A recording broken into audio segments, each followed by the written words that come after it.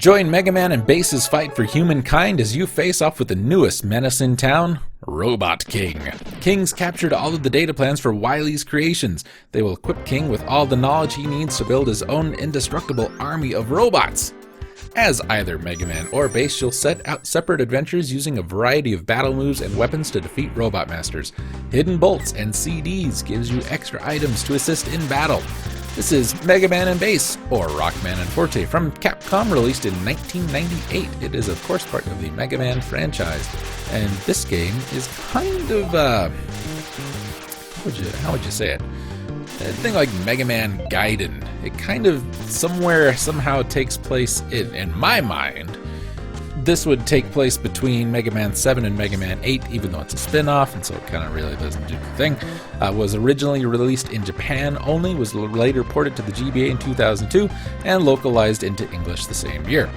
I've seen the Game Boy Advance version. I prefer the Super Nintendo version, I can tell you that.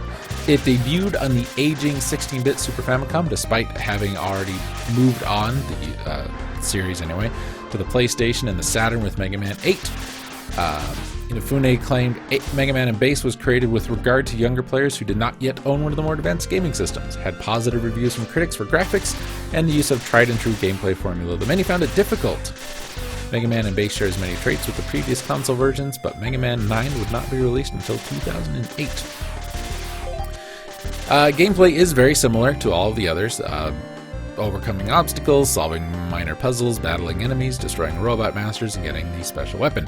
In previous games, we took on the role of Mega Man, and this we can either do Mega Man or Bass, and whichever one you pick, you have to use for the rest of the game. Mega Man can charge shots to make them more powerful and has the ability to slide. Bass can rapidly fire his arm cannon in all 8 directions.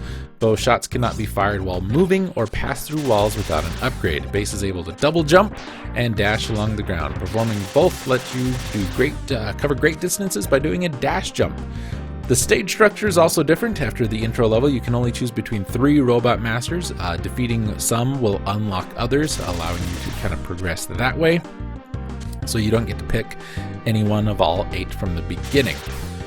The GBA port had positive critical reviews, holding an aggregate score of 79% on game rankings and Metacritics.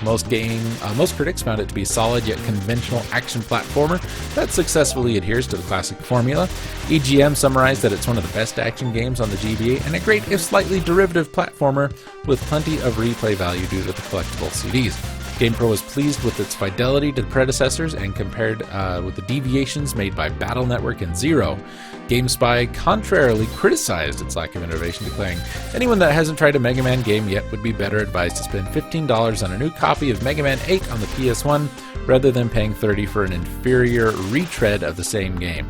Them's fighting words. Mega Man 8 is terrible. Many reviews noted the high difficulty.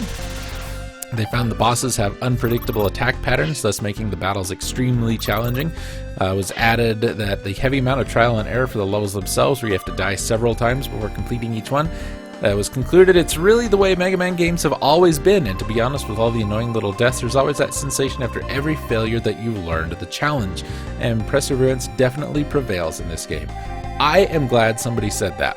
I am very glad somebody said that, because that's how Mega Man games are. That's how video games are supposed to be. You need to be able to approach the situation you're in. You need to have some control over what you're doing. You don't want to just die out of nowhere like we did in Space Ace. But you're gonna die. You're gonna die. You learn and you improve. That's how every Mega Man game ever was. And when I hear people complaining, "It's so hard, I keep dying all the time." Well, how did you die? I fell in a pit. Don't fall in the pit next time. You know what I mean? Maybe that's just me. It's also nice to hear, and weird, that when we did the Mega Man 7 episode, a lot of the critique was, it's the same thing over and over again. Oh my god, Mega Man. And here's a game that comes out a couple of years later and it's like, it's just like Mega Man. Wonderful. Make up your mind, guys.